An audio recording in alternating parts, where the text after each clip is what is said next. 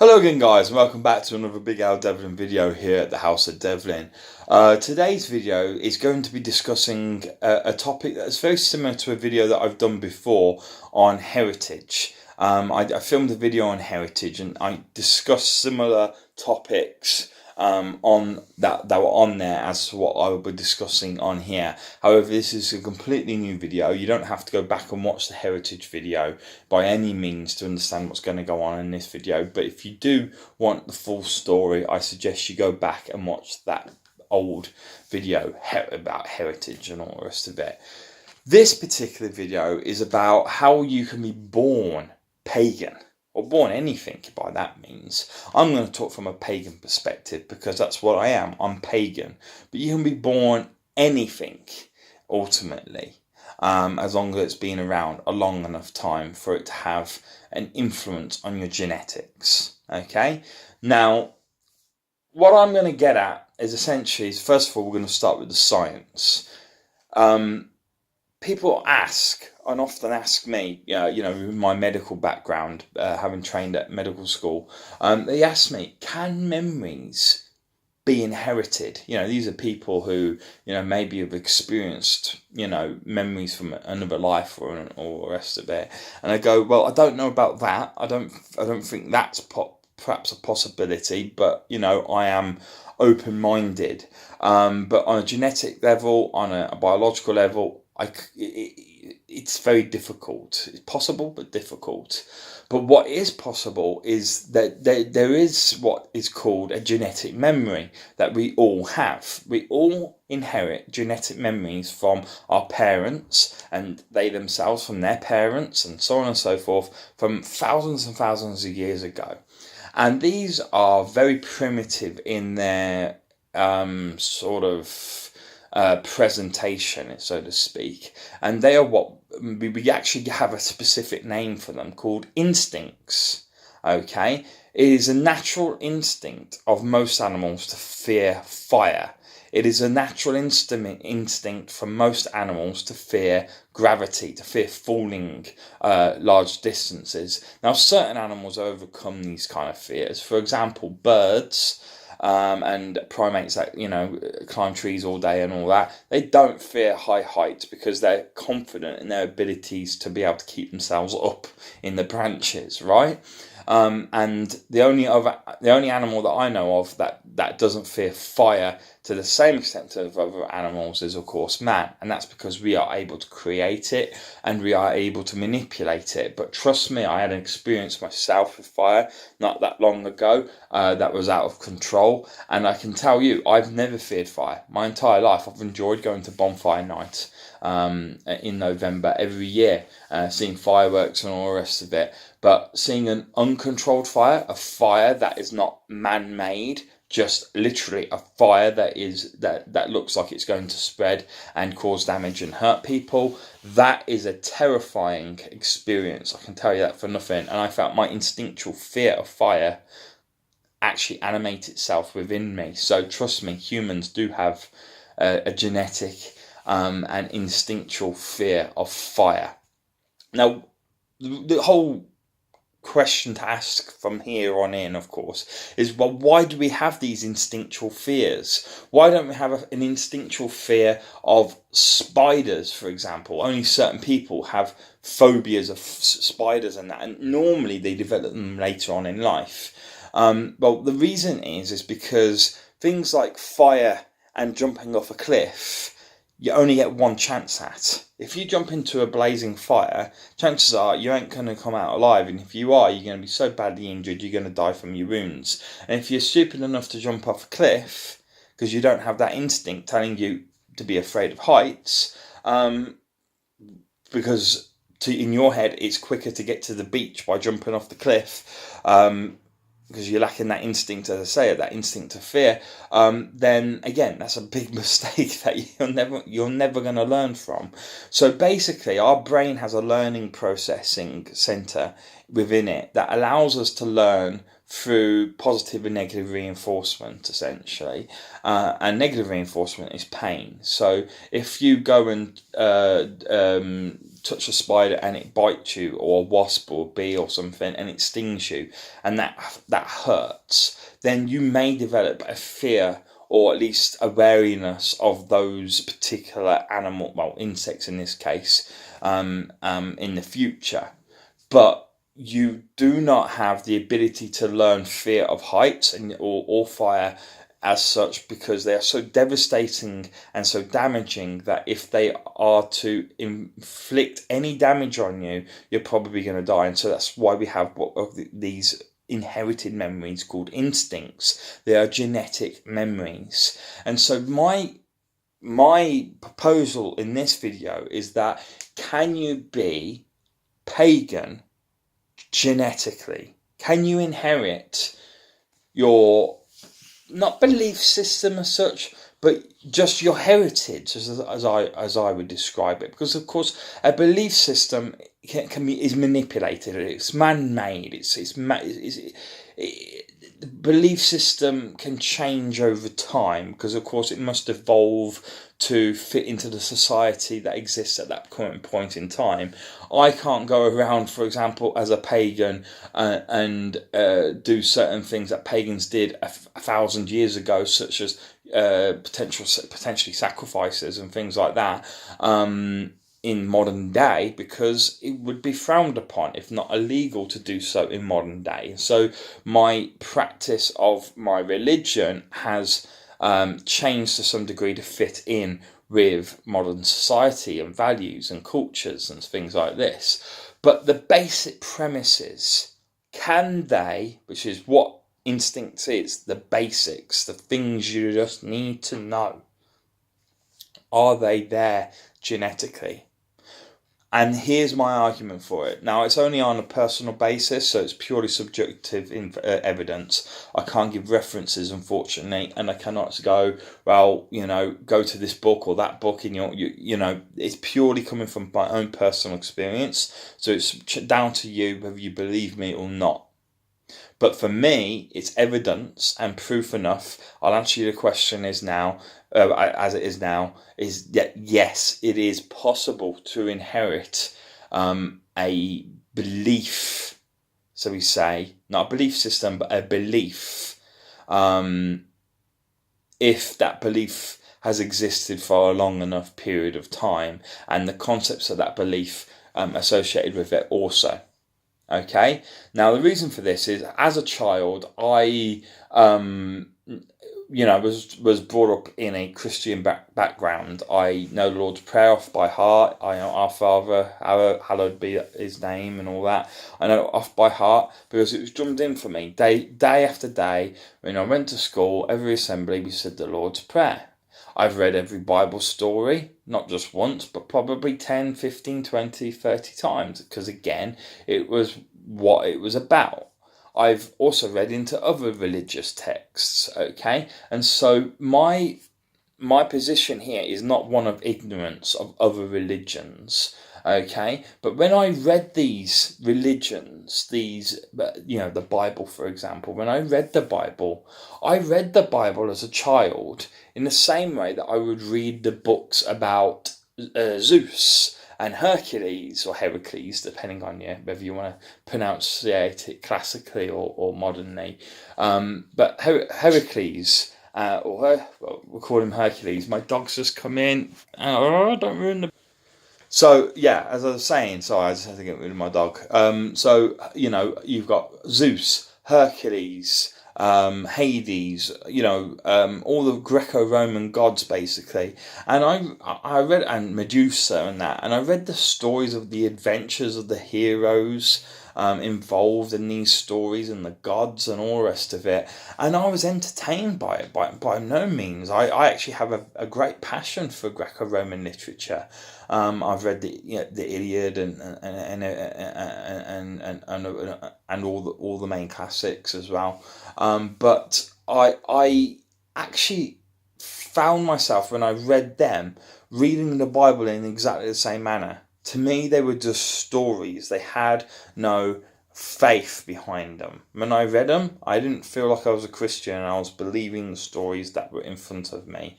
Obviously, I know that chances are that the stories in the Bible are more truthful, because, of course, they're almost a written account of what happened and stuff like that in the past. I don't want to get into that discussion whether what's in the Bible is real or not real, what is real, what isn't real, and the politics of how the Romans altered the Bible and all that.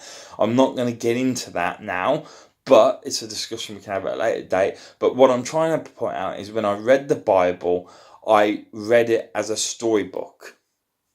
However, in my mind, the whole time, I continued to start development of my own understanding of the universe and the world around me.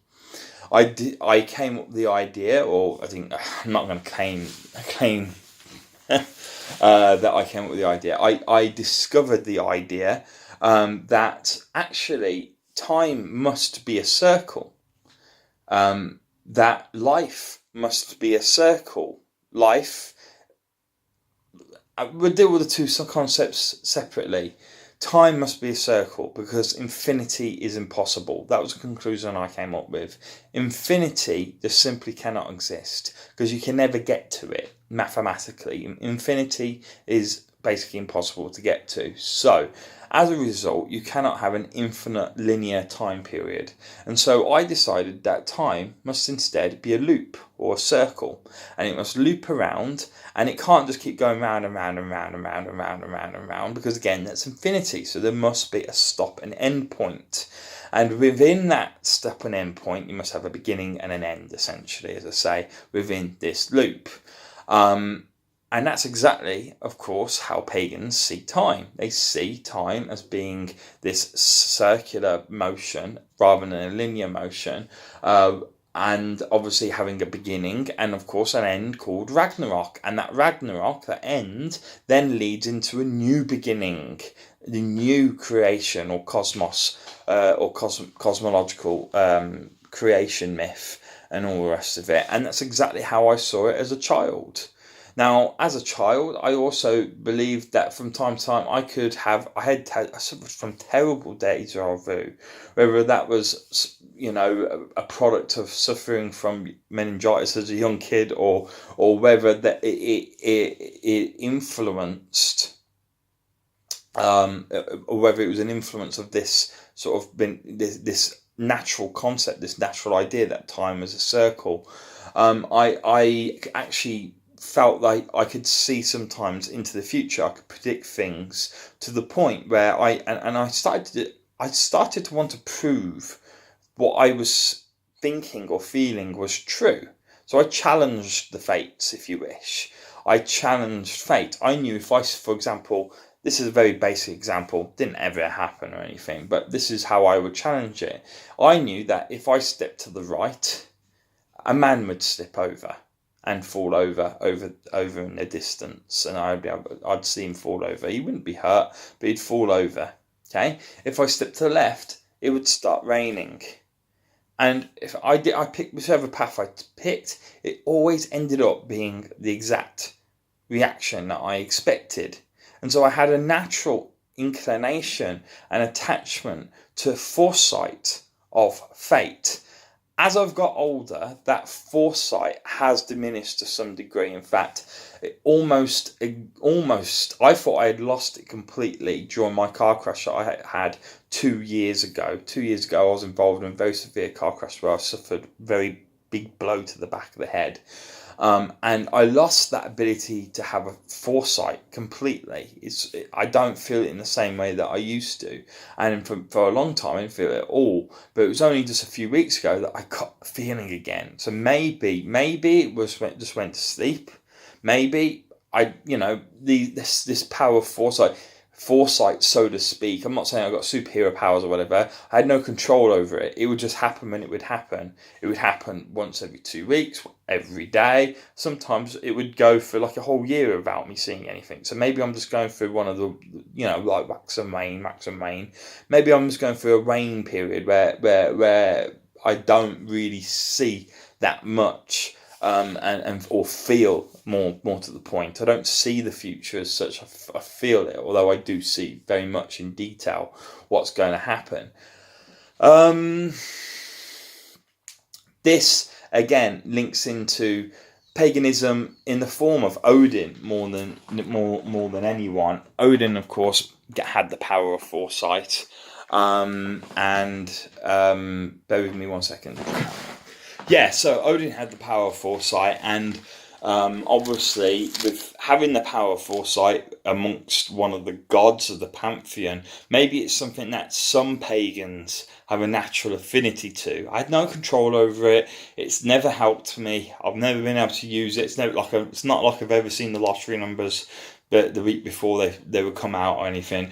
I'm not claiming it to be a blessing in any way whatsoever, or anything like that. But what I will say is it definitely did exist, and it existed because I could test it, and I could test the fates like I described earlier by going left or right, and also the entire week before the crash, where I died. I actually died in the crash. I actually had dreams that I was going to die. I had foresight. The whole time I had this foreboding feeling that death was coming for me. And it was coming for me on Sunday. I actually didn't even know the day when my death was going to come, which it did. That was the day of the crash, on Sunday. I didn't know how it was coming. I didn't know exactly when on Sunday it was coming, or how it would happen. But I knew death was going to come. And so that's one reason why I booked the weekend away that I had at the time, because that's why I was on the road. I went on a weekend away with my girlfriend to celebrate just our relationship and the romance that we had, because I wanted my last few days on this earth to be as good as they possibly could be. So yeah, definitely 100% had foresight. Now, questionable. I don't know if I have it or not, and I'll update you on that. And the last and final thing, as I say, I understood that time was a circle, but I also understood that life was a circle. When things are living, when they die, they give their body back to the earth to create more life. When you get buried, for example, upon you rot and you go into the soil, and in that soil grow plants and trees, and off your body insects feed off you, and they sustain themselves and things like this. But then eventually those insects get eaten by birds, and those birds then lay eggs, and you get more birds, and and eventually basically you reascend back into a sort of almost a higher life form again through this almost, I hate to say this, because ever since Elton John sung that song Circle of Life, it's kind of ruined it, but it is kind of a circle of life. You've got life, death, but then death goes back into life again. Okay, and that is the Nordic, or not Nordic, the paganistic, typical paganistic view of life and death. Creation and destruction are both equal, but opposite forces, and they act in a circular motion. I was born essentially, or not born necessarily, but I developed this knowledge without teaching, without guidance, without discussion, without influence in any way whatsoever. In fact, I had counter influence. I was being taught the Bible and things like this, and I developed my own mind, my own understanding of the world, by simply just thinking for myself. And in my opinion, I think that this was my genetic memory that has been placed, that is in my head somewhere, in my brain somewhere, that I had a genetic memory that exists only in the religions that are old enough really to exist, because it takes a long time for an instinct or a genetic memory to form, but on a biological scale. On a biological scale, you've got to look at it. For example, paganism existed, we know, at the very least 10,000 years ago. there's proof that it existed in the Ice Age. The Ice Age ended 10,000 years ago, but that can make the religion, if it began it could have predated the Ice Age for all we know. But we just know that it was in the Ice Age at one point during the Ice Age, and continued through obviously until around about 1000 AD, which was when it kind of went on its wax and sort of died out. Well, it didn't die out, but it's gone down to a very few members like myself and Celtic God. But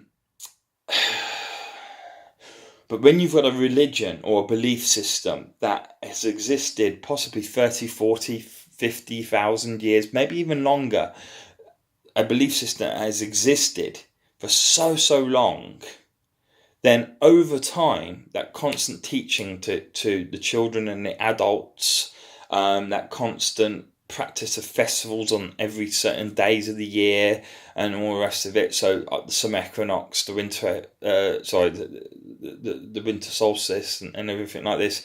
These are almost like natural understandings of the world. People knew that the summer solstice came on such a day, probably, and things like this, when they were really in touch with nature. Not everyone was an astronomer within paganistic society, but they just understood exactly when the shortest day of the year would happen and the longest day of the year would happen, because they worked the lands. They knew the lands. They knew nature. Okay, that's the whole point. Paganism is heavily ingrained in nature. All our stories, be it from the gods or men, of battles, of whatever, of monsters or whatever, they're often explained. The morals of the story behind the morals behind the story are often described in a natural form, i.e., water flowing, for example, and things like this. And so our natural belief system is ingrained in nature. It's got a natural belief system. It is part of the natural world, essentially, paganism. And so I do believe it is possible to be born pagan. Is it possible to be born other religions? I'm not sure, because there's not that many religions out there that can say they're as old as paganism. And it takes a long time to build up a genetic memory.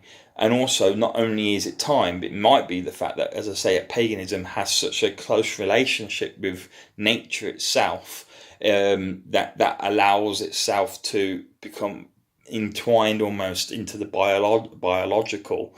The last and final thing that I understood was...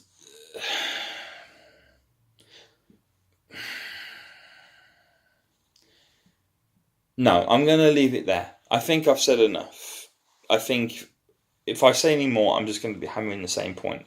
I'm going to get into 22 minutes and I'm going to be boring you, and you'll probably be logged off by now.